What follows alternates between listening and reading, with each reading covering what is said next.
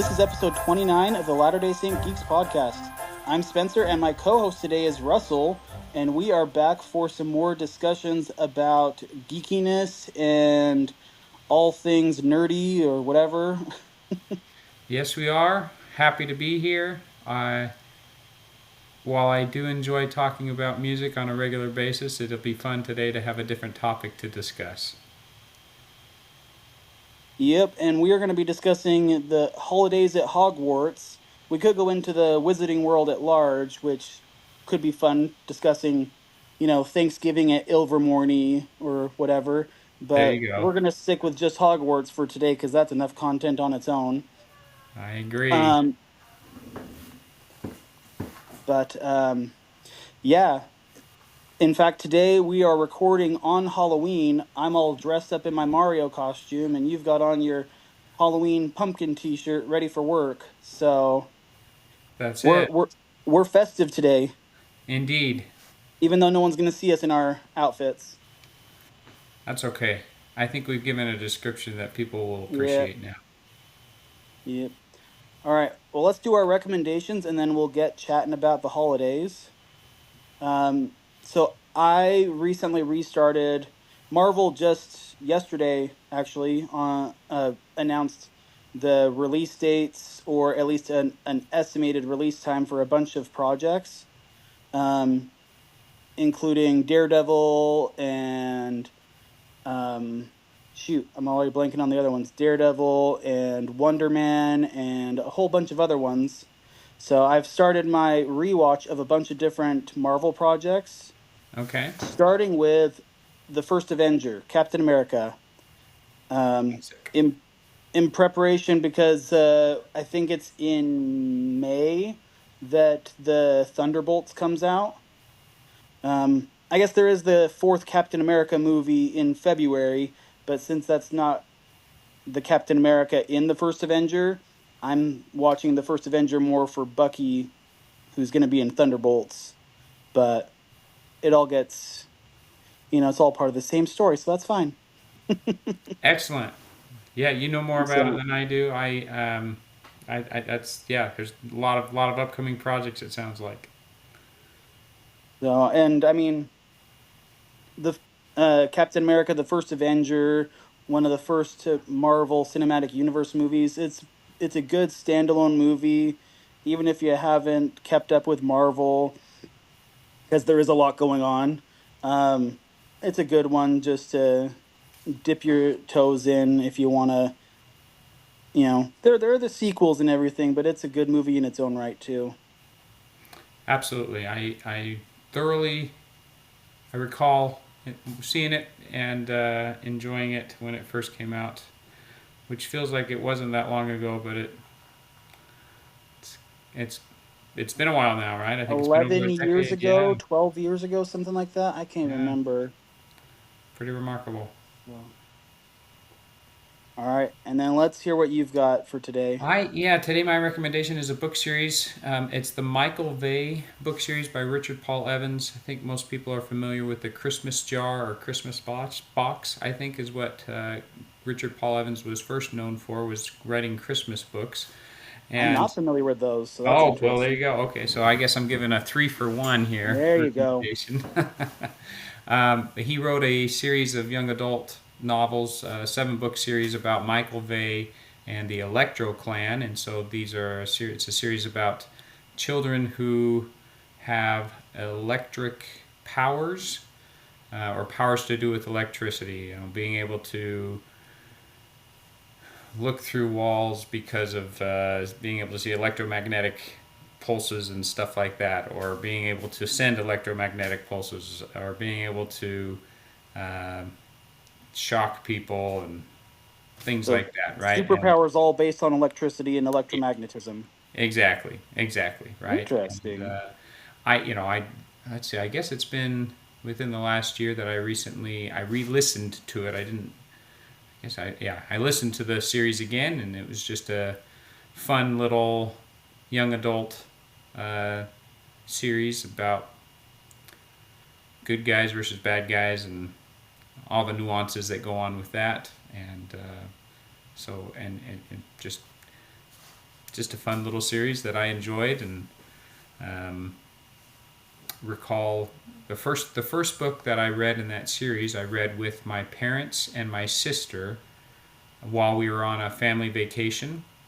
My other two siblings were at the time on their missions, and so we were reading this together as we were driving through to go see the redwood trees in California. And so there's some fond memories associated with that first time reading of that book, and then being able to read the rest of the series was fun to just kind of see a conclusion of the series and all that fun stuff. So I don't want to give too many spoilers, other than there's electric powers involved. Yeah, I think that's pretty. I mean, electric superpowers. I think that should be relatively simple and enough to get people, to spark their interest. Ooh, I like it. Very good. And you said before we started recording that you're liable to be writing a little bit about this in the next, little It's while, always whatever that possible. means. I think It's on your radar. there's always the possibility of writing about my recommendations, uh, so I hope that's okay. That is very okay. And we'll link back to the podcast or something. I don't know. I haven't gone that far yet. So, That's okay. well, you ready to talk about the holidays? Yes, I am. I mean, it's Halloween as we're recording. It'll be a little after Halloween when this episode gets released.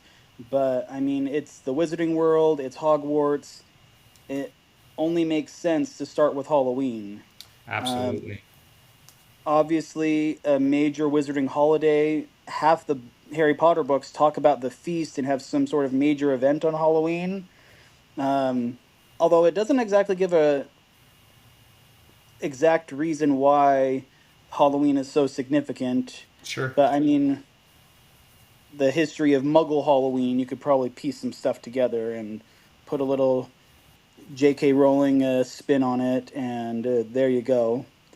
Right. But even as far back as the 15th century, nearly headless Nick was executed poorly on Halloween. Um, in more modern days, the 20th century, we had the Potters were killed on Halloween. We had the Troll in the Dungeon, the Death Day party with Mrs. Norris's attack. Hmm. Sirius broke into the castle, and all the drama with the Goblet of Fire. All that was Halloween. Pretty And then as I significant. was looking it up, it was funny that like the second half of the series is like devoid of Halloween. That's a good. Wow, that's interesting, right? With how much there is mentioned about it, the fact that the last few books don't have anything on Halloween is I mean, I don't remember if they have nothing on Halloween, but it wasn't anything major enough for October 31st on the Harry Potter wiki to really make note of anything when I looked gotcha. it up. Okay. So, but I mean, to be fair, in Deathly Hollows, they barely knew what month it was, Right. so to remember Halloween might be a bit much. Yeah, I think that's a good So, point, right? They were devoid of means of knowing what date it was, right? So I think, here's the most significant thing for me just in seeing this outlined like this is the fact that Harry's parents were killed on that date, and yet I don't think, maybe it's just because of his upbringing by the Dursleys. It's significant for me. My grandma passed away on Halloween in 2020, and so every Halloween I remember, oh yeah, my grandma passed away on this day. And so Harry not having that same connection to Halloween of like, oh my goodness, this is the day that my parents died, or this is the day that I almost died, it's just an well, interesting thing to think about. Like, there's not that same connection there, and maybe that's part of the Dursley's upbringing where it wasn't significant enough to mention, like, or significant enough to mention or to razz him about the fact that hey, today's the day your parents died, or that's dark for a even for positive or a them. negative thing. What's that? I said that's dark even for the Dursleys. Yes, that's true, right? So Although Dudley did tease him about his dead parents, so maybe it's not too dark for the Dursleys. He there he you learned it go. from somewhere. But Yeah. I don't know, because I'd have to look back at I'd have to reread the books, but I don't even know that J.K. Rowling I remember that it was definitely official before the Deathly Hollows that his parents died on Halloween. But I want to say it wasn't like explicitly said in the books that his parents died on Halloween until Deathly Hollows. Oh, You know, he had those um, dream connections, whatever, with Voldemort and kind of dream flashback. And yes. I You're right. think even the only indication that it was on Halloween at first was like that there were kids in costumes or whatever. I know it's not as big of a deal in Great Britain as it is here, but obviously it's Halloween's still a thing there. Yeah.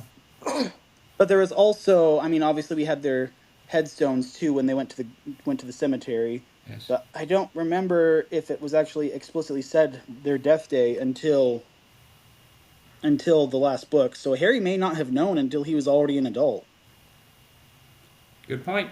You're right. Like it's not like the Dursleys didn't like him asking questions. Period. Never mind about his parents and why would they connect it to Halloween and spooky, potentially magical stuff that they didn't want him talking about anyways. Good point. Yeah. Um, A lot of any other spooky. speculation or thoughts on why Halloween is such a major wizarding holiday? No idea. Other than there's a lot of connection to pumpkins, and so they get to drink pumpkin juice more on Halloween or something like There that. you So, go. Maybe although I will say, I mean, pumpkins are pretty significant at Thanksgiving as well, and that'd be another reason to drink pumpkin juice. So, yeah, no. but they're British. Yeah. There you go. Someone more familiar with the history of Halloween, like Joe, would be able to probably tell us why Halloween is so significant to witches and wizards.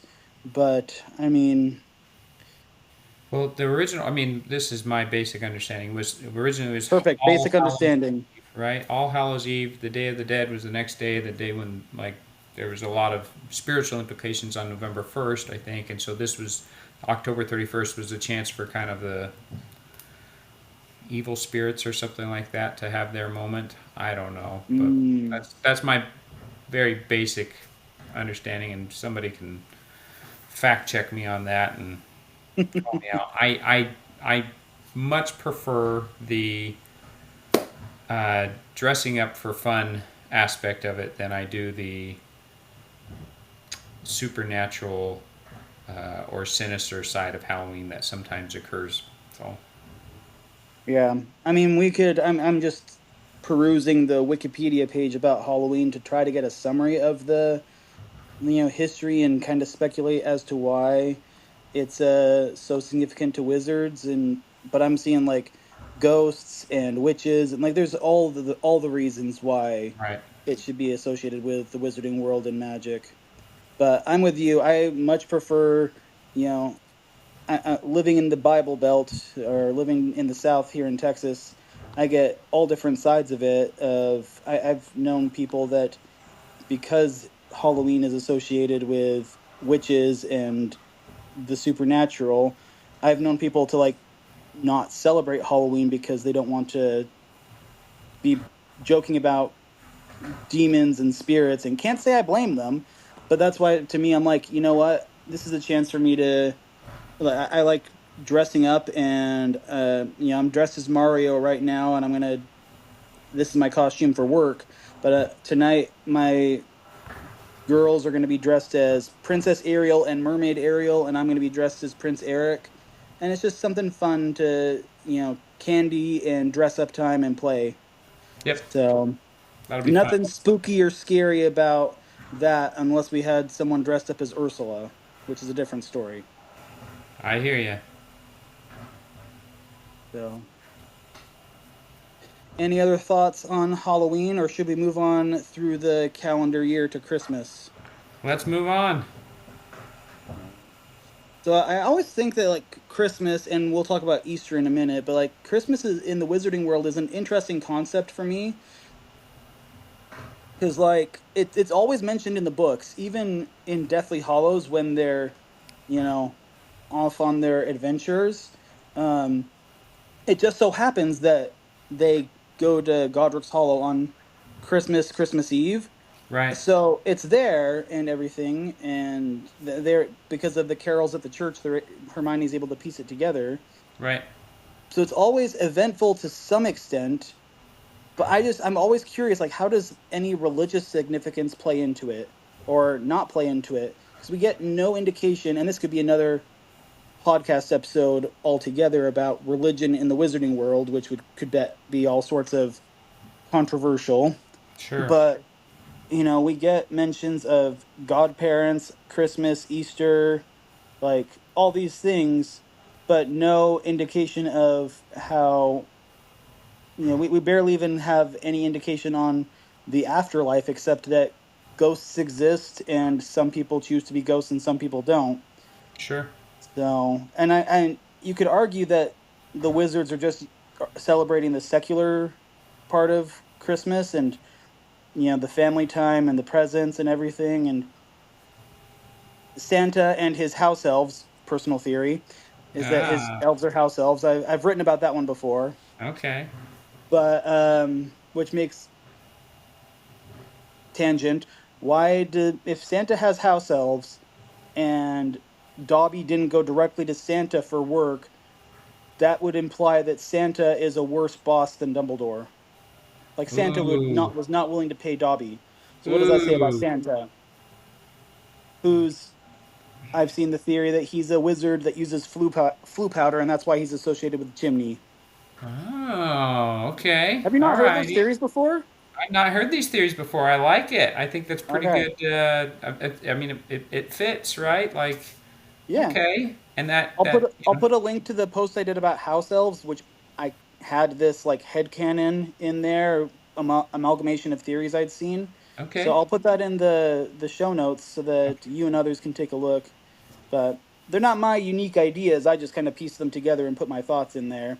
I like it. But but yeah, if the wizards don't know how to drive a car, how do they know how they don't even know how to wear muggle clothes, but they Right? know how the secular side of Christmas goes?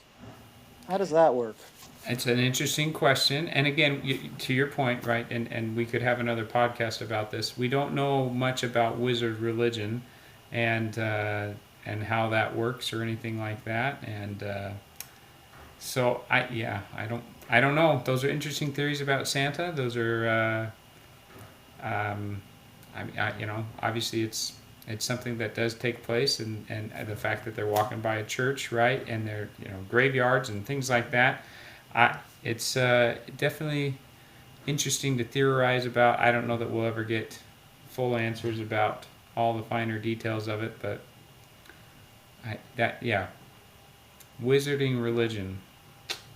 Yeah, that could be controversial, huh? Yeah. I mean, we do get plenty of Muggleborns throughout the years, so maybe they're kind of There's an bringing the Muggle culture in, but I still just think it's funny that sure. pureblood wizards celebrate Christmas. They have their feast, they have their presents, um they even know who Father Christmas is enough that Ron compared, Muggle garden gnomes to Father Christmas. Yeah. And he made it clear that magical garden gnomes do not look like Muggle garden gnomes. So they know enough about Muggle Christmas, but they don't know how to wear jeans properly. So it's just the irony of it, I suppose. Sure. But I would love to get more from J.K. Rowling about the history behind Wizard Christmas because next to Halloween, or maybe even on the same level as Halloween, it seems to be, to whatever extent, a major wizarding holiday. Yeah, you're right. Like it's very prominently featured, unlike the next two we're going to talk about. So Right. I'd want to hear more. Right. I So, think it's an interesting question to consider. So Any other thoughts beyond Santa's house elves?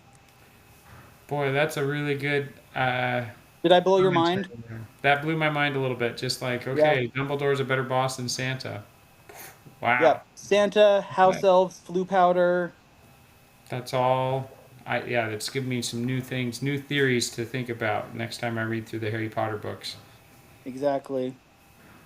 Especially when you get to Goblet of Fire and you hear talk of like Dobby job searching, and it's like no one wants to pay him except for Dumbledore, who Yeah, in who like tries to pay him even more, but right. Dobby refuses.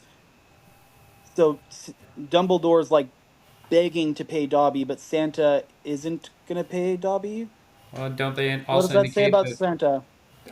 aren't there isn't the Hogwarts the place that has the most house elves in its employment? Oh, that's interesting Ooh, because you would think what does that. that say? Yeah, interesting. Oh, I mean, I don't So, know. if you More have theories, you're speculation. going to need to let us know in the comments on the blog or on social media or whatever, because I need more input on this, guys.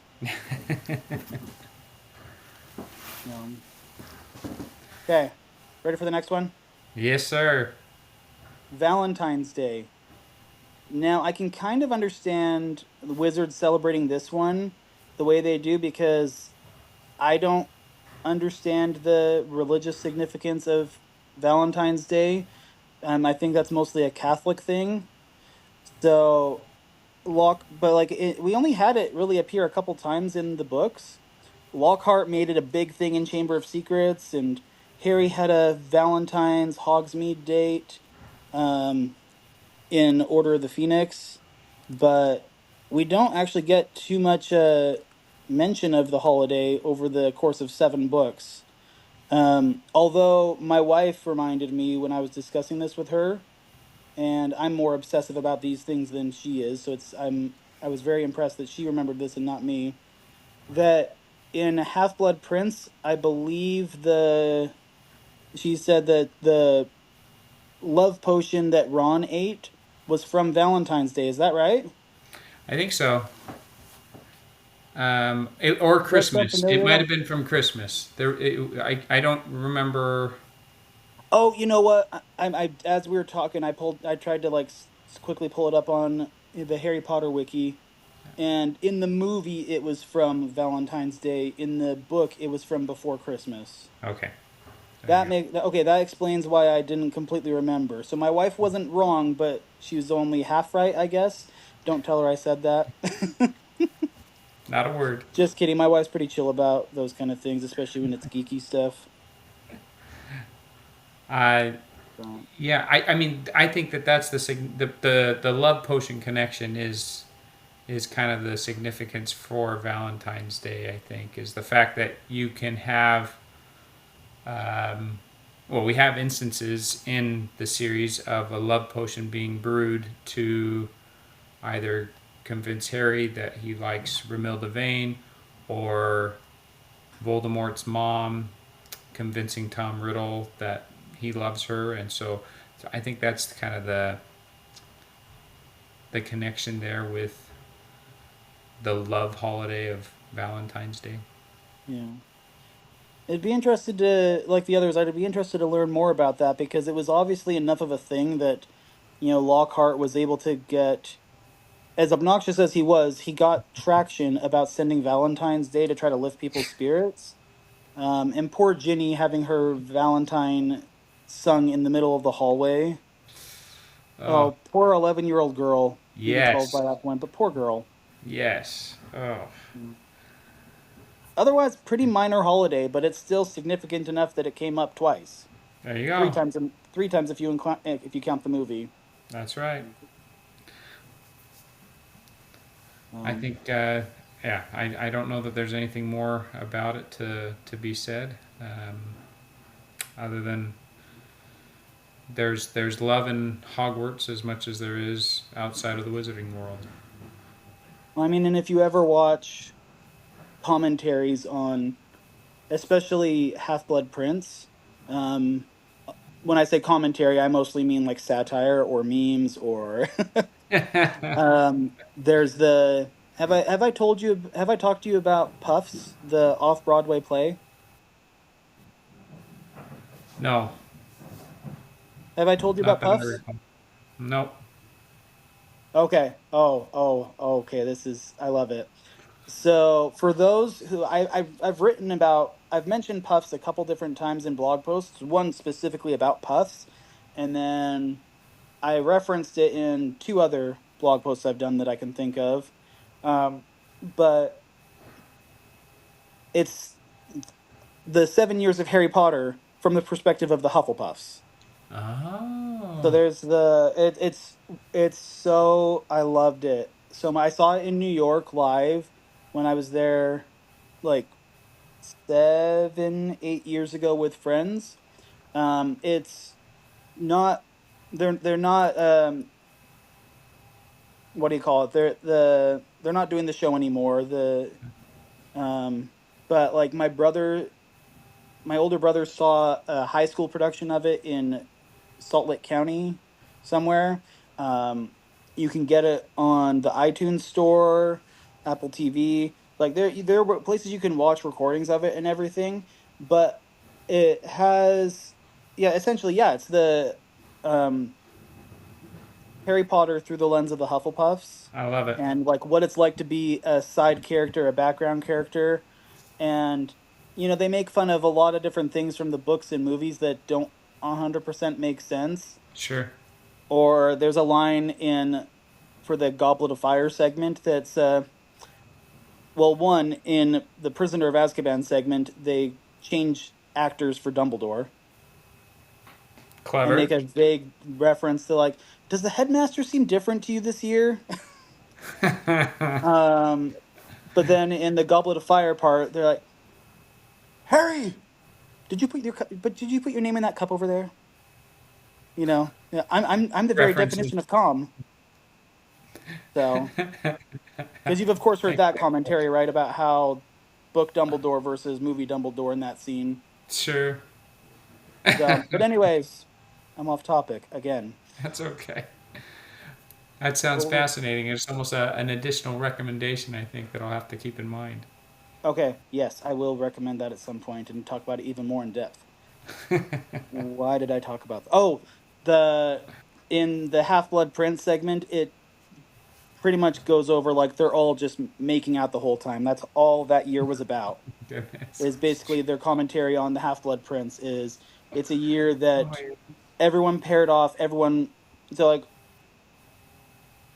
Valentine's Day, teen hormones, still definitely a thing in the wizarding world. I think that was my very, very long tangent about Valentine's Day and got puffs. it.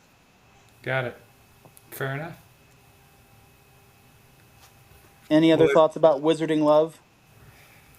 no, I think you've covered it all. There's much more that you've had to say about that than I did. More than Other I than thought I had to say. that's okay. I think it's great.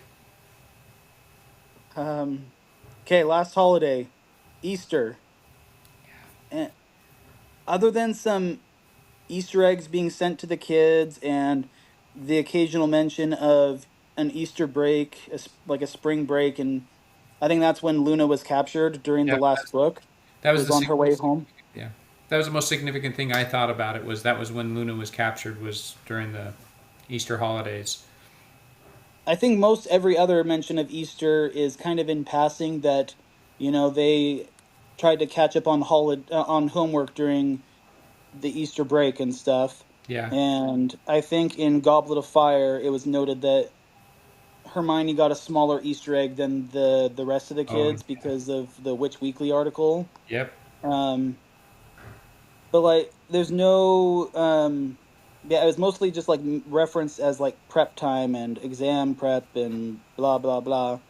Um, but yeah, nothing about like the religious observance of it, and I mean, or even like Easter egg hunts. It's just the Easter eggs were delivered, Yeah. and they were bigger than chicken eggs. Okay. I so So what that's interesting. You bring up Easter egg hunts. I mean, in theory, especially given the reference to Goblet of Fire, do you really have to hunt for your Easter eggs, or can you just go around summoning them all, and then you don't have Yeah. that? Unless, of course, there's the anti-summoning charm that's being placed on them, at which point then you do have to search for them. And so I think on one hand, Easter egg hunts could be very fun as a wizard, but they also could be very boring because you can just summon them all and bring them back to you. So, Yeah. but you're right. There is no religious commentary as far as celebration of. To your point, right? They don't know how a car operates, but they know about secular observance of religious holidays. Yeah. And I mean, to some extent, like I mentioned with Valentine's Day, I think a lot of us have done that. We get non-Christians celebrating Christmas. We get, I'm not Catholic, but I still celebrate Valentine's Day in the Sure. worldly way. Sure. But how does that all fit for wizards? You know, I feel like at some point we need to know. There you go. But maybe that's even, I know J.K. Rowling has been under controversy in recent years, but maybe that would be even too controversial for her. I don't know. But, Perhaps we'll but, never know, and we'll just have to settle for speculation. and maybe it's safer that way. Like we can all speculate our holidays and speculate how religion works in the wizarding world, Yeah. and instead and have our own answer, kind of open to interpretation. Like I heard, did you ever watch Lost? Only like one or two episodes, I think. So So they were not dead the whole time. Cut that off right there in case anyone was think I'm going that direction. But there was like the final season did introduce a aspect or version or interpretation of the afterlife, I suppose you could say. And I remember in a religion class at BYU, someone compared the spirit world from, that missionary plan of salvation diagram. They compared the spirit world to, and then like temple work and, proxy ordinances, they compared it to that afterlife in Lost. So I kind of like that to whatever extent, even though Lost answered that question about the afterlife, and they addressed religion off and on over the course of 6 seasons. They had a priest in there for like a season and a half as a main character, there you go. um, a Catholic priest. But they still, as far as the afterlife and like God was concerned, it was left open to interpretation. So maybe it's better that like we can apply the wizarding world and religion in our own way, and like kind of Find connections that way. There was a yeah. great BYU devotional by a BYU professor about like 5 lessons I learned from Harry Potter or something like that that you'll have to look up. But it was pretty awesome. So I mean, Okay, if you haven't read we the need to Harry look at. Potter series, then there could be some spoilers in there. But If you haven't read the Harry Potter series, why are you listening to this episode? fair enough. So, but yeah, if you can find that, I'm gonna put it on the notes Yeah, for this I'll episode. send it to you. But I'll yeah.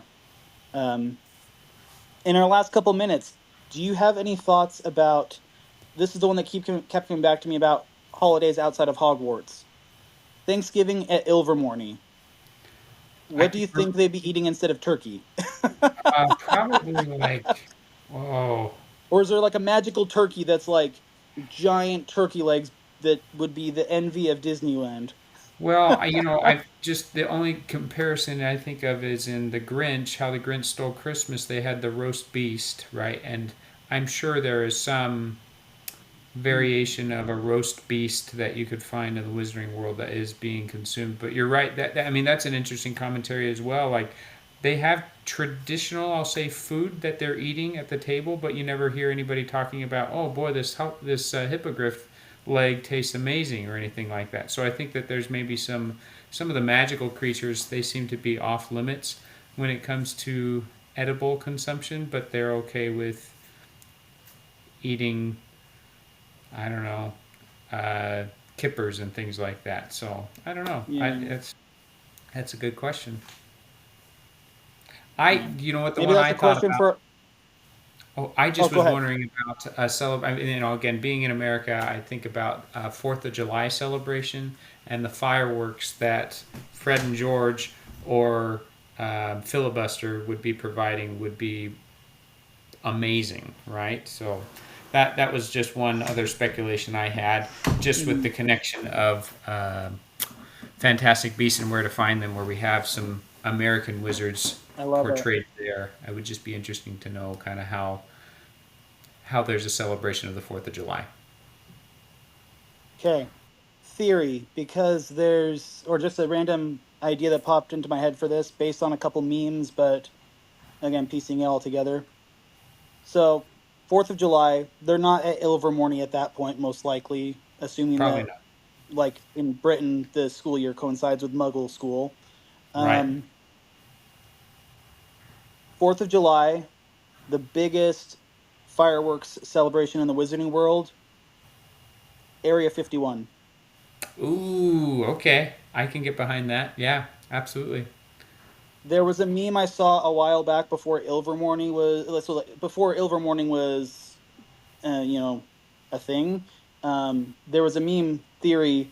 So this was years and years, way before Fantastic Beasts, Uh huh. that someone had put together on Tumblr or something that like, guys, what if Area 51 is the American Wizarding School? So, and Ooh. we know too much about Ilvermorny now we know that that's not the case, but Okay. still, does Area 51 have wizarding implications? Good question. Maybe it will now. So, maybe one now. So, to our listeners, I want to know in our comment section on the blog, on the podcast, on social media, I want to know how you think wizards celebrate, especially American wizards coming up on Thanksgiving. How do you think they celebrate Thanksgiving or 4th of July stateside? Your best theories, headcanons for Harry Potter Muggle holidays. Let's hear them. I like it. Oh, okay. And with that, I think I think the perfect way to end this recording is mischief managed. Mischief managed. Absolutely.